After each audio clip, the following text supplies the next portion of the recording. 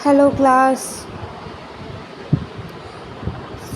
हम लोग previous class में डिस्कस कर रहे थे अबाउट इंट्रोडक्शन ऑफ एनाटॉमी, जिसमें हम लोगों ने बॉडी के प्लान्स, पोजीशंस, बॉडी के ऑर्गन्स की जो स्टडी होती है, एनाटॉमिकल टर्म्स कौन से यूज़ करते हैं किस ऑर्गन के लिए, इसके बारे में जाना।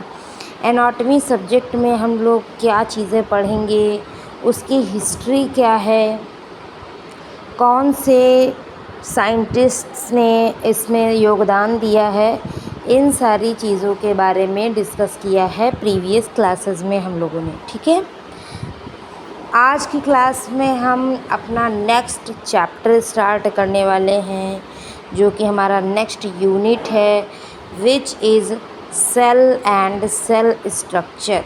ठीक है, यानी कि इस पर्टिकुलर क्लास में हम लोग सेल्स क्या होते हैं उनके बारे में जानेंगे। ठीक है, और कितने टाइप्स के सेल्स बॉडी में प्रेजेंट होते हैं। ठीक है, उनके क्या इंडिकेशंस हैं, स्ट्रक्चर कैसा होता है और कौन से टाइप के सेल्स क्या फंक्शन परफॉर्म करते हैं, इसके बारे में जानेंगे।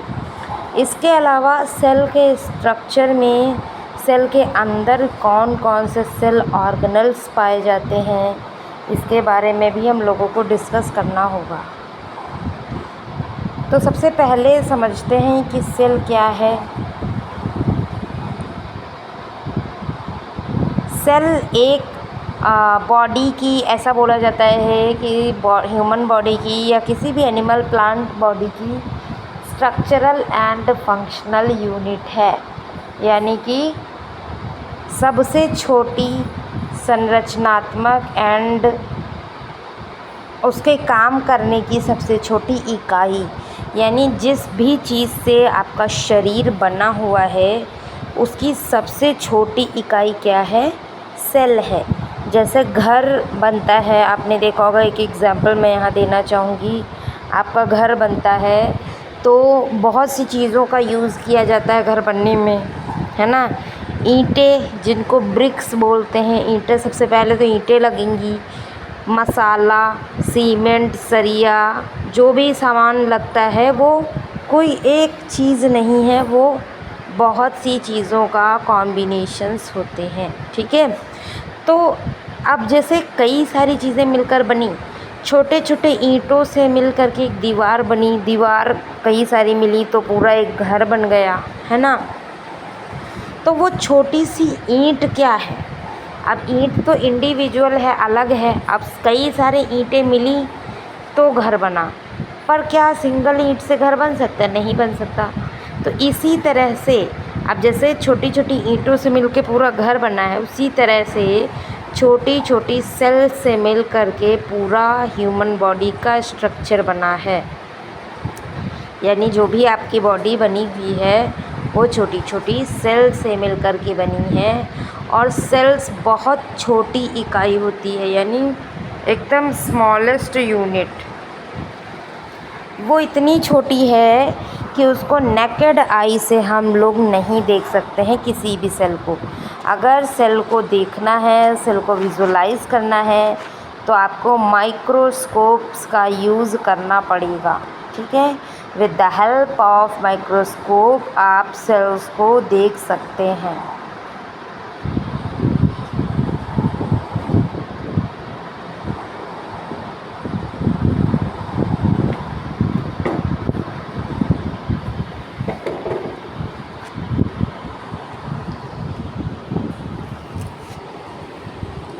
अब आपको यहाँ पर एक इमेज दिखाई दे रही होगी, वो सेल है, वो डाइसेक्शन करके आपको दिखाया गया है, सेल को बीच से काट करके आपको दिखाया गया है।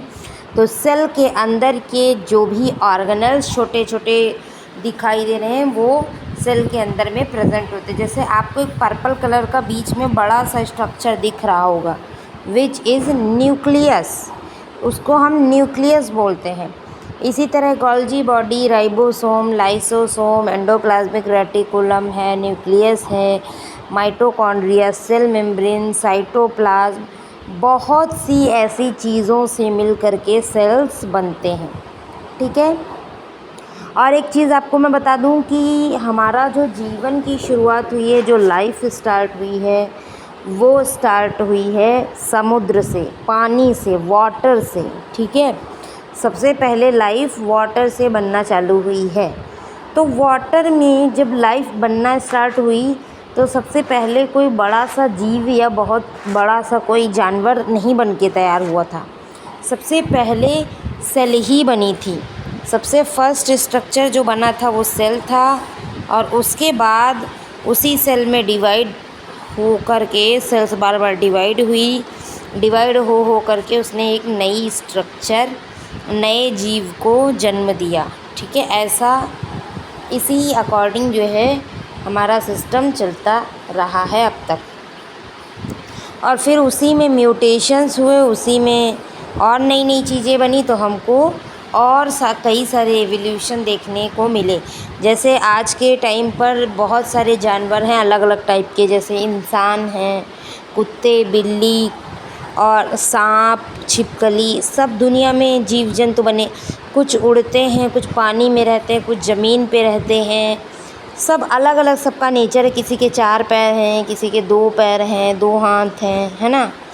किसी के पंख हैं, पैर नहीं हैं, किसी के पैर नहीं है, ना पंख है, ना कुछ है, जैसे सांप। तो वो सब सेल से ही मिलकर, एक ही टाइप के सेल से मिलकर बने। ऐसा नहीं है कि उसको बनाने के लिए कोई अलग चीज़ आई थी, नहीं, वो सब एक जैसी ही चीज़ों से डेराइव्ड हो कर के बने हैं, ठीक है। तो जब सबसे पहले सेल्स बनी थी, अब हम लोग सेल्स की बात करते हैं। जो सबसे पहले सेल्स फॉर्म हुई थी वो थोड़ा अलग टाइप की थी, इतना फ़र्क है बस कि वो थोड़ा अलग थी। और जो आज के टाइम पे हमारे बॉडी में सेल्स हैं वो थोड़ा अलग हैं।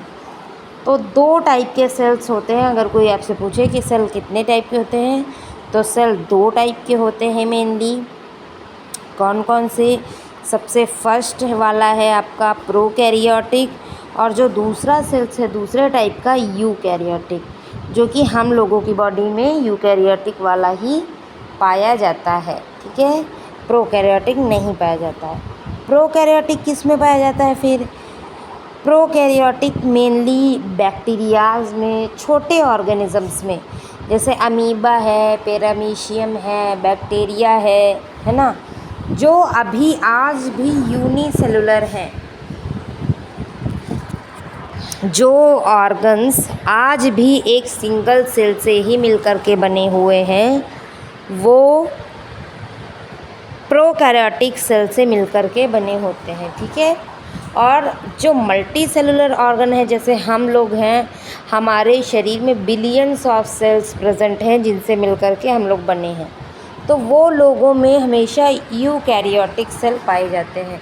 तो हम दोनों के फीचर्स पढ़ लेते हैं, दोनों में क्या अंतर है ये देख लेते हैं। सबसे पहला है सेल वॉल। सेल वॉल जो है वो शेप को प्रोवाइड करता है, मतलब किसी भी सेल में शेप देता है, उसको प्रोटेक्शन देता है, और पेप्टाइडोग्लाइकन लेयर से मिल कर के बना होता है। यानी उसकी जो सेल वॉल है जिसके अंदर रहता है, जिसके जो सेल की कवरिंग है जिसको बोलते हैं, वो पेप्टाइडोग्लाइकन से मिलकर बनी होती है। लेकिन यूकैरियोटिक में सेल वॉल नहीं पाई जाती, ठीक है। सेल वॉल सिर्फ और सिर्फ प्रोकैरियोटिक में ही पाई जाती है, ना कि यूकैरियोटिक में। दूसरी चीज़ है उसमें साइटोप्लाज्म होगा, पर जो भी यहाँ पर आपको सेल के अंदर के ऑर्गन दिख रहे हैं, purple colour, yellow colour, red colour, blue colour, इसके ऑर्गन आपको दिख रहे होंगे, वो ऑर्गन्स अलग अलग प्रोकैरियोटिक सेल्स में आपको देखने को नहीं मिल सकते हैं, ठीक है। ऑर्गन्स आपको प्रोकैरियोटिक में अलग अलग नहीं, उसके अंदर का कंटेंट होगा, बट वो ऑर्गन अलग अलग फॉर्म में देखने को आपको नहीं मिलेंगे, ये फ़र्क होता है। तो इसको समझो, कहते हैं कि हम लोग पुराने ज़माने की सेल, यानी older structure of the cell बोलते हैं इसको। उसके बाद में बात करते हैं यूकैरियोटिक सेल। यूकैरियोटिक सेल्स वो सेल्स हैं जो प्लांट्स में, है ना, प्लांट्स में, एनिमल्स में और फंगस में पाए जाते हैं।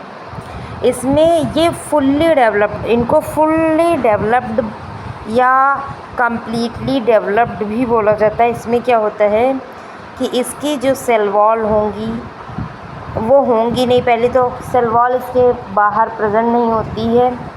दूसरी चीज़, जो इसके ऑर्गन्स होंगे वो अलग अलग पूरी तरीके से डेवलप्ड होंगे। सारे ऑर्गेनल्स मेम्ब्रेन बाउंड होंगे, यानी ऑर्गेनल्स के चारों तरफ मेम्ब्रेन भी होगी। और ये सेल्स क्या हैं, पूरे अपने सारे बॉडी के फंक्शंस को करने के लिए कैपेबल होंगे।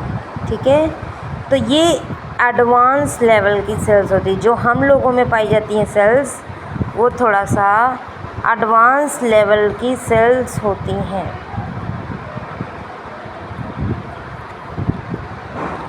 ठीक है, अब क्या क्या चीज़ें इसके अंदर पाई जाती हैं सेल के अंदर, उनके नाम जान लेते हैं। अब जैसे यूकैरियोटिक में मैंने बात की कि वो एनिमल में, प्लांट्स में, फंगस में पाए जाएंगे, एडवांस लेवल के सेल्स होंगे। ठीक है, और वो मेम्ब्रेन बाउंड होंगे, इतना जाना। अब कौन कौन से ऑर्गन्स होंगे इसके अंदर, ऑर्गेनल्स? पहला तो साइटोप्लाज्म, जो पानी की तरह भरा होता है ना सेल के अंदर, जिसके अंदर सारी चीज़ें रहती हैं, उसको साइटोप्लाज्म बोलते हैं। बोला जाता है ना कि आपकी जो बॉडी है वो 70% ऑफ वाटर से मिलकर बनी है, यानी पानी से मिलकर के 70% पानी से मिलकर आपकी बॉडी बनी हुई है। ठीक है, तो यहाँ पर वही पानी है जो साइटोप्लाज्म कहलाता है, वो पानी ही भरा होता है, पानी के ही फॉर्म का होता है। अभी हम लोग अभी यहाँ पर सिर्फ नाम बता रही हूँ आपको अलग अलग ऑर्गेनल के, बाकी डीप में, डिटेल में एक एक ऑर्गेनल के बारे में हम लोग को पढ़ना है। ठीक है, तो यहाँ पर सबसे पहले तो मैंने आपको बताया साइटोप्लाज्म पाया जाएगा। दूसरी चीज़ है न्यूक्लियस। न्यूक्लियस प्रेजेंट होता है, जो कि पूरे सेल्स के फंक्शन को क्या करता है, एज अ हेडक्वार्टर काम करता है। पूरे सेल्स की फंक्शन को क्या करेगा, मॉनिटर करेगा।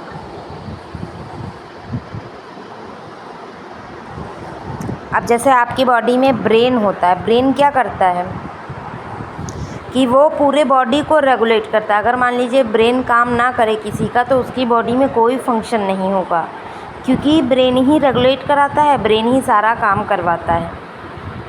इसी तरह जैसे हमारी बॉडी में ब्रेन है, वैसे ही सेल के अंदर न्यूक्लियस है। न्यूक्लियस ही सारी कमांड देगा, सेल को सारे काम करवाएगा। फिर आता है एक एंडोप्लाज्मिक रेटिकुलम। एंडोप्लाज्मिक रेटिकुलम होते हैं दो टाइप के, rough endoplasmic reticulum and smooth. जो रफ वाला होता है वो रफ क्यों कहलाता है और स्मूथ वाला स्मूथ क्यों कहलाता है, पहले ये जान लेते हैं। जो रफ वाला एंडोप्लाज्मिक रेटिकुलम है उसके ऊपर छोटे छोटे दाने टाइप के राइबोसोम चिपके रहते हैं। रफ एंडोप्लाज्मिक रेटिकुलम के ऊपर राइबोसोम अटैच होते हैं, चिपके हुए रहते हैं, जो कि जिनकी वजह से जो एंडोप्लाज्मिक रेटिकुलम है वो खुरदरी सी दिखती है, तो हम इसको बोल देते हैं रफ एंडोप्लाज्मिक रेटिकुलम। और जो स्मूथ है उसके ऊपर कुछ नहीं चिपका होता है, इस वजह से वो चिकनी दिखती है, स्मूथ, उसकी स्ट्रक्चर स्मूथ दिखती है। तो ये है। अगला है राइबोसोम्स। राइबोसोम जो कि चिपके रहते हैं, अभी बता रहे थे आपको, तो वो क्या करते हैं, प्रोटीन की सिंथेसिस। आपके बॉडी में जितना प्रोटीन बनता है, जितना प्रोटीन यूज़ होता है, वो सारा का सारा प्रोटीन कौन बनाएगा, राइबोसोम। उसके बाद में नेक्स्ट है गोल्जी अपैरेटस। गोल्जी अपैरेटस क्या करता है, देखो गोल्जी अपैरेटस का दूसरा नाम होता है गोल्जी बॉडी।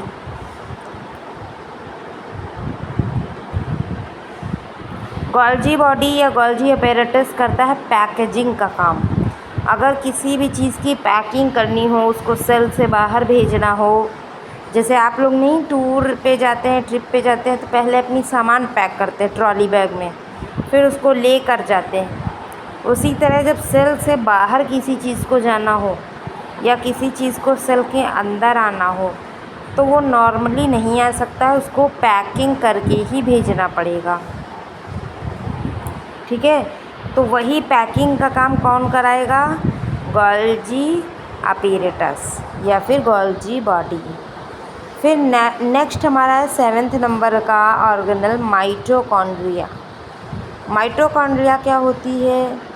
ये इसको हम powerhouse of the cell बोलते हैं, सेल्स का पावर हाउस बोलते हैं। जैसे आपके घरों के आसपास कॉलोनी में, आपके सिटी में पावर हाउस होता है, वो क्या करता है? पावर जनरेट करता है, बिजली बनाता है और वहीं से आपके घरों में, पूरे शहर में बिजली आती है, लाइट आती है।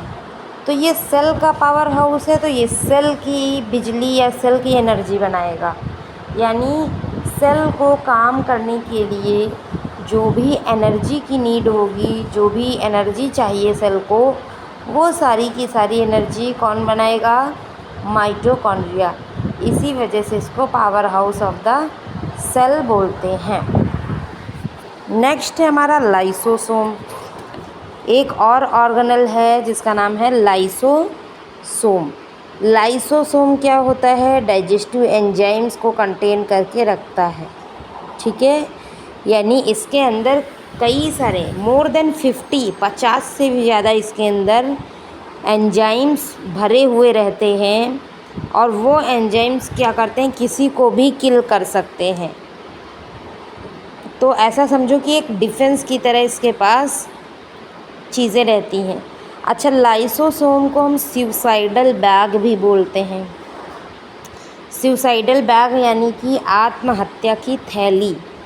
जैसे ही लाइसोसोम फटेगा, क्योंकि लाइसोसोम सेल के अंदर रह रहा है, जैसे ही लाइसोसोम फटेगा, उसके अंदर के ढेर सारे जो एंजाइम भरे पड़े हैं तुरंत बाहर निकलेंगे और सेल में मिक्स हो जाएंगे और सेल को किल कर देंगे। इसीलिए इसको आत्महत्या की थैली कहते हैं। जब भी सेल का मन करे कि हमको मरना है या हमारा टाइम पूरा हो गया है, लाइसोसोम क्या करेगा? अपने आप को तोड़ देगा और इसके अंदर का जितना कंटेंट है वो बाहर आ जाएगा और किल कर देगा पूरी की पूरी सेल को। ये काम किसका होता है? लाइसोसोम का। उसी तरह से अगला है पेरोक्सीसोम। पेरोक्सीसोम क्या करते हैं? लिपिड मेटाबॉलिज्म में हेल्प करते हैं। लिपिड मेटाबॉलिज्म को क्या करते हैं? उसकी हेल्प करते हैं। कैसे करते हैं? पहली चीज़ तो ये लिपिड का मेटाबॉलिज्म करते हैं और दूसरी चीज़ ये डिटॉक्सिफिकेशन करते हैं। यानी आप जितना भी फ़ैट खाते हैं, तेल, घी, ये सारी चीज़ें आप खाते हैं फ़ैट वाली, तो फ़ैट को क्या करता है? ये उसका मेटाबॉलिज्म करता है, यानी उसको तोड़ करके यूज़ करता है और डिटॉक्सिफिकेशन भी करता है पेरोक्सीसोम। तो पेरोक्सीसोम भी बहुत ज़्यादा एक हेल्पफुल है। फिर अगली बात कर लेते हैं साइटोस्केलेटन की। साइटोस्केलेटन्स क्या होते हैं? जैसे आपके शरीर में स्केलेटल सिस्टम है, हड्डियों का ढांचा, जिसकी वजह से आप खड़े हो पाते हैं, चल पाते हैं, बोल पाते हैं, बैठ पाते हैं। अगर वो हड्डियों का ढांचा ना हो तो आपका शरीर एकदम ढेर के तरह हो जाएगा, ना तो आप बैठ पाएंगे ना चल पाएंगे। तो उसी तरीके से सेल के अंदर भी स्केलेटल सिस्टम होता है खुद का, जो कि फाइबर्स का बना हुआ होगा, छोटे छोटे फाइबर्स का। अब सेल खुद इतनी छोटी है तो उसके स्केलेटल सिस्टम भी एकदम छोटे छोटे होंगे। अब ये क्या होंगे? फाइबर्स के बने हुए धागे होंगे जो सेल्स के अंदर जब रहते हैं तो सेल्स अपनी जगह पर अपनी अवस्था में बनी रहती है, यानी पूरी तरीके से खड़ी रहती है सेल, अपने शेप साइज को मेंटेन करके रखती है। अगला है सेंट्रोसोम एंड सेंट्रियोल। ये भी एक इम्पॉर्टेंट ऑर्गेनल है। ये क्या करते हैं? ये ट्रांसपोर्टेशन का काम करते हैं।